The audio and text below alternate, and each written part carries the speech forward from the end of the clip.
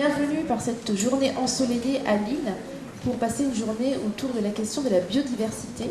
Qu'est-ce que le World Wide Views? Vous voyez qu'on a une carte depuis tout à l'heure qui s'affiche avec des pays en vert, et les pays en vert, c'est donc là où des gens travaillent en ce moment même sur le sujet de la biodiversité, comme vous. Je vous fais remarquer juste le petit point qui est là, c'est l'île de la Réunion, et là aussi, il y a en ce moment des Français et des Françaises qui sont en train de travailler sur la biodiversité. Donc dès demain, tous les résultats seront consolidés et on verra comment les Français s'expriment sur la biodiversité. Cette initiative nous intéressait parce qu'elle recoupe à la fois notre priorité sur la préservation et la restauration de la biodiversité dans une région qui a énormément souffert de décennies de développement durable et notre priorité de démocratie participative et d'implication des habitants.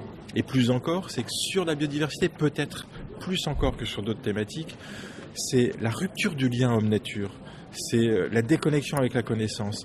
C'est le manque de pédagogie peut-être autour de ces thématiques qui fait qu'il y a vraiment eu une distorsion, un éloignement des habitants et de ce sujet, et que c'est par cette implication, par des formes nouvelles sans doute, qu'on pourra gagner la bataille pour préserver et restaurer la biodiversité.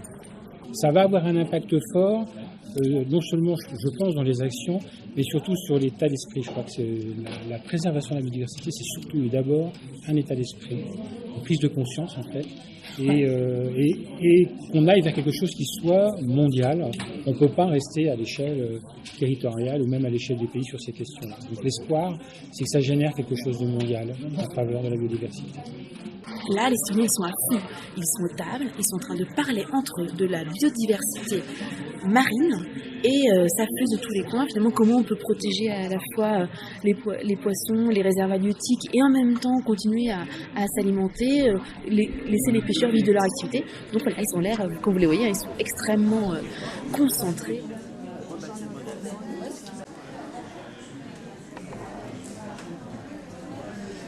Au travers du vote que nous avons pu réaliser sur les quelques ateliers, nous pensons effectivement apporter une voix, faire partager un peu nos impressions et par là même éventuellement proposer dans le cadre d'une motion des idées, des propositions pour notre planète. Si je devais résumer cette journée en 2 mots, ce serait le partage et l'espoir. Le partage pour le partage des idées et la défense donc, des valeurs des uns et des autres pour un avenir commun et ensuite donc l'espoir d'un avenir meilleur, réfléchi ensemble pour la sauvegarde de notre planète.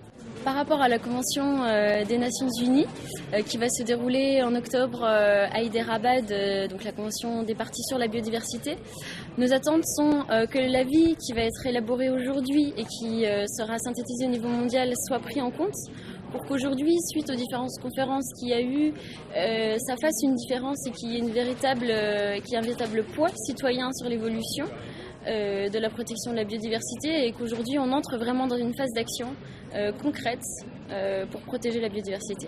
En tant qu'organisateur de la démarche, on a plutôt l'espoir que ce soit entendu, quel que soit l'avis des citoyens, c'est qu'ils soient entendus et que donc les négociateurs là entendent ça et au mieux en fassent quelque chose.